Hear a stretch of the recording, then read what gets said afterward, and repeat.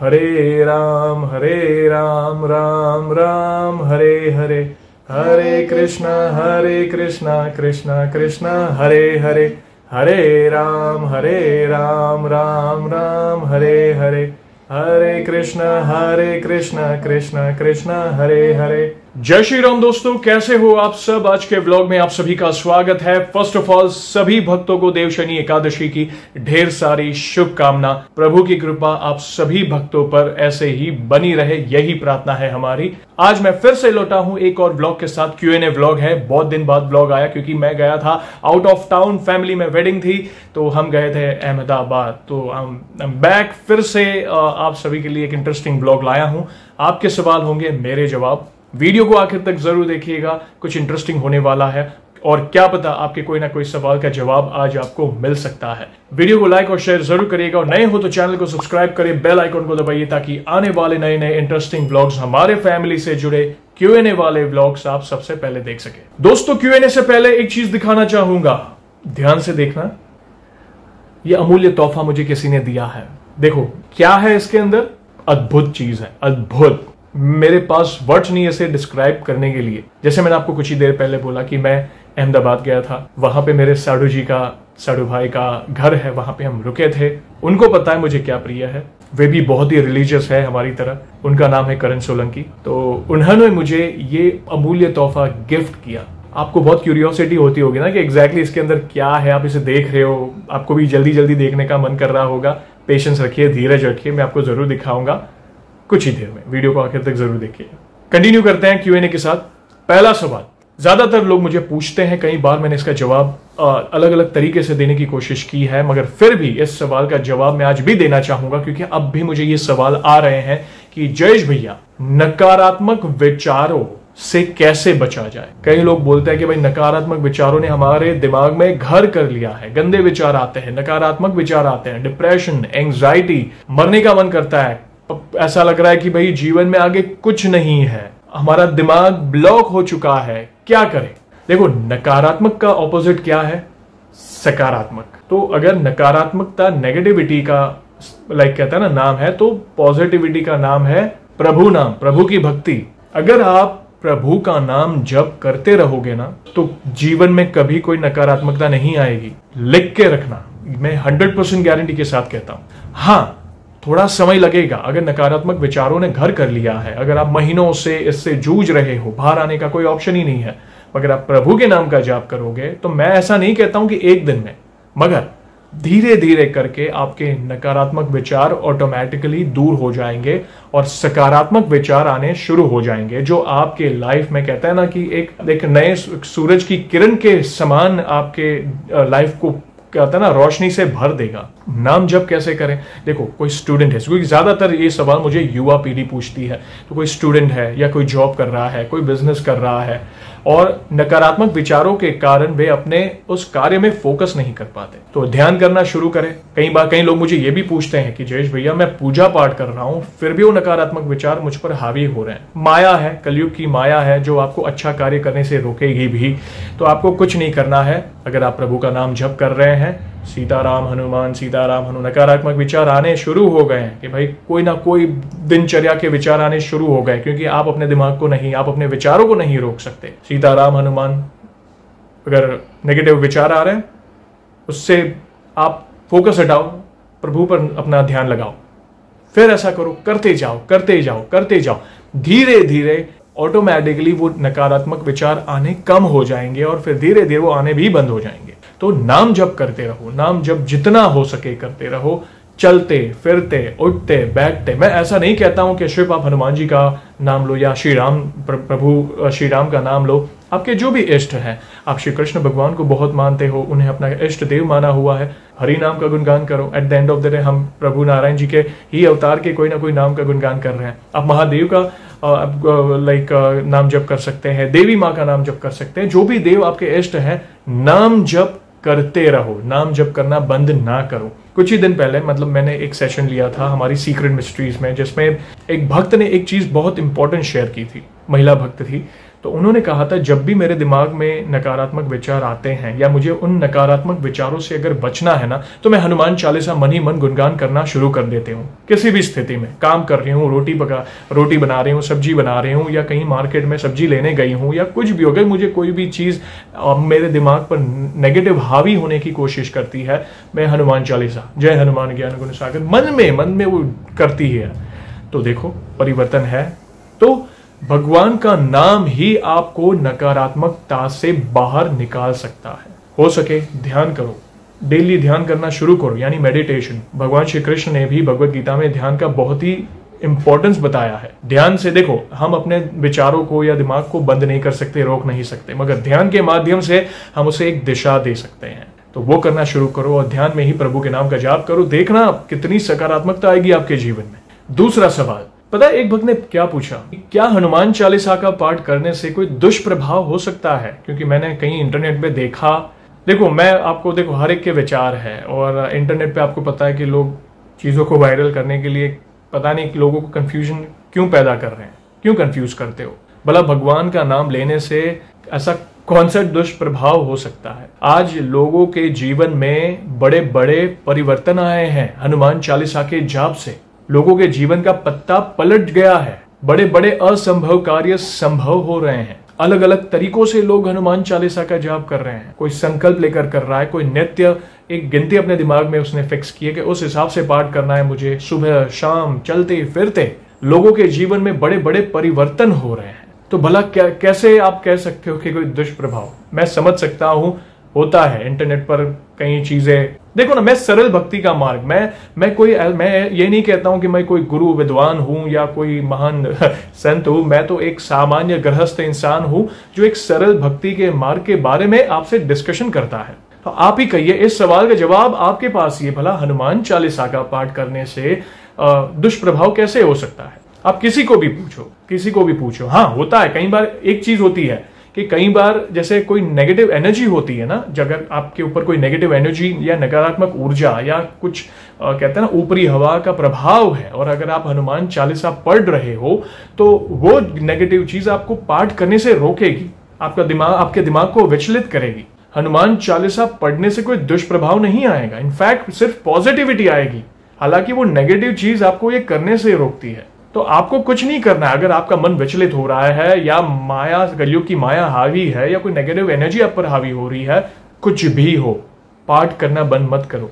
धीरे धीरे जैसे ही वो नेगेटिव ऊर्जा या नेगेटिव चीजें शांत हो जाएगी, सब कुछ सही होता जाएगा और आपको खुद को अंदर से मन होगा, एक अलग से कॉन्फिडेंस पैदा होगा। हमारे प्रभु हनुमान जी शक्ति के देवता है, वे आपको अंदर से ऐसा कॉन्फिडेंस देंगे, देखना आपको आप जीवन जीने का तरीका ही बदल जाएगा। जो आप डरे डरे से रहते हो, सहमे से रहते हो, कहते हैं ना कि दिमाग ब्लॉक हो चुका है या कोई भी नेगेटिव ऊर्जा हावी है, वो देखना हनुमान चालीसा का पाठ करने से आपके अंदर एक अलग ही ऊर्जा महसूस होगी। आपको हर मर्ज की एक ही दवा है हनुमान चालीसा। प्रभु के पराक्रम का बखान कर रहे हैं, तो भला प्रभु के अगर हम पराक्रम का बखान अगर हम करते हैं तो उसका भला कोई दुष्प्रभाव कैसे हो सकता है? धीरे धीरे नेगेटिविटी दूर होती जाएगी जो आपको रोकती है पाठ करने से। एक अलग ही कॉन्फिडेंस आपके जीवन में आ जाएगा, आपको हर चीज अच्छी लगने लगेगी। सिचुएशन देखो, ऐसा नहीं है कि भाई दुख है, अगर आपके जीवन में कोई प्रॉब्लम है तो वो प्रॉब्लम एक झटके में सॉल्व हो जाएगा, मगर हनुमान चालीसा का पाठ करने से प्रभु आपके अंदर एक ऐसी ऊर्जा भर देंगे, ऐसी सकारात्मकता भर देंगे, कॉन्फिडेंस भर देंगे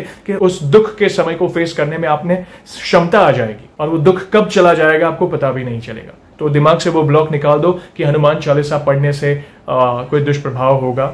नित्य पाठ करके देखो आपके जीवन में कैसे परिवर्तन आते हैं, और अगर आपके जीवन में हनुमान चालीसा का पाठ करने से सकारात्मक परिवर्तन आया है, आप मुझे कमेंट में जरूर बताएं, मैं जरूर आपका कमेंट पढ़ूंगा। तीसरा और सबसे इंपॉर्टेंट सवाल एक भक्त ने पूछा था कि भैया हम कोई मंदिर जाते हैं या कोई बड़े तीर्थ स्थल जाते हैं तो हमें किन चीजों का ध्यान देना है? देखो ये सिंपल सी बात है। अगर हम प्रभु के दरबार में जाते हैं, आप देवी माँ का दरबार, माता रानी का दरबार या किसी भी देवी देवता के दरबार में जाते हैं, देखो वे परम पिता है, जगत के पिता है, तो हमें आदर करना है प्रभु का। कई लोग पता है क्या गलतियां करते हैं, क्या गलती करते हैं मंदिर जाने से पहले। कई लोग अपने कपड़ों का ध्यान नहीं देते। अगर हम कोई, अभी तो आपने देखा होगा कोई बड़े बड़े तीर्थ स्थलों में उन्होंने बोर्ड लगा दिया है, कहीं महिला भक्त छोटे कपड़े पहनती हैं, शॉर्ट्स पहन के जाती हैं या अभद्र कपड़े पहन के जाती हैं दर्शन करने। कहीं पुरुष भक्त भी कई बार वही शॉर्ट्स पहनते हैं या ऐसे कपड़े पहनते हैं जिससे हम प्रभु का अनादर कर रहे हैं उनके दरबार में जाकर। देखो, प्रभु का दरबार ऐसा दरबार होता है जिसमें एक अलग ही ऊर्जा, प्रभु की उपस्थिति होती है, एक अलग ही ऊर्जा का वहां पे संचार होता रहता है। आप जा रहे हो, आप घूमने तो नहीं जा रहे हो ना। कई भक्तों को ये आदत होती है, चलो कोई बात नहीं, हम द्वारिका जा रहे हैं घूमने, हम केदारनाथ जा रहे हैं घूमने, हम वैष्णो देवी गए थे घूमने। ये घूमना शब्द क्यों बोलते हो? हम गए थे प्रभु के दर्शन करने, ऐसा बोलो। हमें वो सौभाग्य मिला कि हम केदारनाथ जाना हुआ तो हमें प्रभु हमारे महादेव के दर्शन हुए। घूमना क्यों बोलते हो? ये छोटी छोटी चीजें है ना, ये कहते हैं ना कि ये दर्शाती है कि हम प्रभु के उस तीर्थ स्थल या प्रभु का रिस्पेक्ट नहीं कर रहे। अपने कपड़ों का ध्यान दो, महिला पुरुष दोनों के लिए। बोलना छोड़ दो कि हम घूमने जा रहे हैं। तीसरी बात, कई लोग होता है ना कि चलो मंदिर है, मंदिर के बाहर मार्केट लगाया, पकौड़ियां खाते हैं और ऐसे ही पकौड़ी खा के निकल लिए मंदिर के अंदर, बिना मुंह धोए, हाथ मुंह धोने के, मतलब निकल लेते हैं मंदिर में दर्शन करने। ध्यान दो इन चीजों का। अब अगर मुझे पूछें, मेरे घर का जो मंदिर है ना, कई बार मेरे व्लॉग में देखते हो, मैं मंदिर के अंदर जब मैं पूजा करता हूँ या कोई ना कोई बहाने हम सेवा में रहते हैं तो मैं झूठे मुंह मंदिर भी नहीं जाता। ये मेरे भाव है, ऐसा नहीं कि बड़े तीर्थ स्थल में, मैं घर के मंदिर में भी वो भाव रखता हूँ, मेरे पवित्र है प्रभु, मेरे प्रभु बहुत पवित्र है। तो मैं गृहस्थ होने के बावजूद मैं पूरी कोशिश करता हूँ कि मैं कोशिश करूँ कि मैं अपवित्र स्थिति में ना जाऊं मंदिर के अंदर। अगर आपने कुछ खाया पिया है, गार्गल कर लीजिए, हाथ पैर मुंह धो के आप मंदिर में एंटर करें। मंदिर के अंदर जा रहे हो तो पीठ ना दिखाएं। कई लोगों को आदत होती है, उल्टे बैठ जाते हैं, पीठ दिखाते हैं प्रभु को, पाव पे पाव चढ़ाकर बैठते हैं प्रभु के दरबार में। मैं तो घर में भी वो फॉलो करता हूँ कि प्रभु की अगर फोटो है, किसी के घर भी हम जाएं, कई लोगों के होते हैं लाइक जो घर का जो हॉल होता है, लाइक ड्राइंग रूम होता है, वहां पे कई लोगों ने बड़े बड़े पोस्टर लगा हुए होते हैं, बड़ी बड़ी छवि होती है प्रभु की। तो मैं अगर वहां पे बैठा हूँ, अगर आप मुझे पूछो तो मैं पाव पे पाव चढ़ाकर भी नहीं बैठता हूँ, मैं नॉर्मल बैठता हूँ। ये रिस्पेक्ट, मेरा रिस्पेक्ट है प्रभु के प्रति। अगर आप मेरे विचार जानो तो प्लीज प्लीज प्लीज इन चीजों का ध्यान दो कि अगर हम बड़े तीर्थ स्थल में जाते हैं, ये छोटी छोटी चीजें हैं, मैं ऐसा नहीं बोल रहा हूँ, ये छोटी छोटी चीजें हैं, इन चीजों का ध्यान देना, कहता है ना कि ये हमारा कर्तव्य है। जैसे मैंने कुछ चीजें शेयर की थी, जैसे हम होता है ना चमड़े के बेल्ट पहनते हैं, चमड़े का वॉलेट, कई बार हम चमड़े के वॉलेट में प्रभु की फोटो रखते हैं। तो इन चीजों का ध्यान दो, मत करो ऐसा। देखना, सच्चे दिल से भक्ति करो, ये छोटी छोटी चीज का ध्यान रखो, प्रभु की कृपा आपका जरूर होगी। और दोस्तों, आप सभी को तो पता ही है कि हम प्रभु के नाम का गुणगान किए बगैर इस ब्लॉग को एंड नहीं करेंगे। देखो मेरे साथ कौन है, मेरा प्यारा बेटा यश।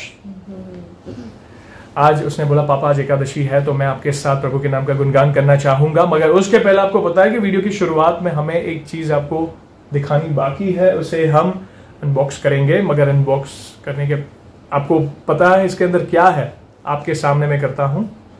धुन करें प्रभु के नाम की, इसे बताने के पहले, मतलब साथ में इसे मैं खोलते जाऊंगा और आप कौन सी धुन करें? श्री राम जय राम जय जय राम, जय रघुनंदन जय सिया राम, हरे राम राम राम हरे हरे, हरे कृष्णा कृष्णा कृष्णा हरे हरे, हरे राम राम राम हरे हरे, हरे कृष्णा कृष्णा कृष्णा हरे हरे।